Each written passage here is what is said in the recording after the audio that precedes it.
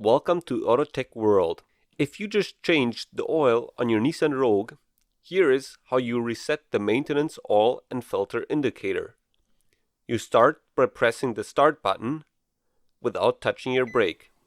Then, with the ignition on, you keep pressing the window button on the steering wheel until you get to the settings menu. Now, you use this thing to scroll down to where it says maintenance. Press enter.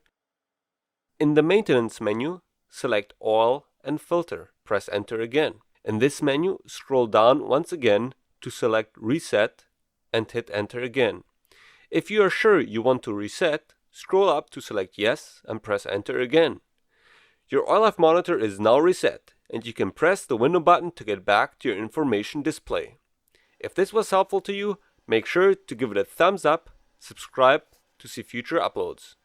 Thanks for watching.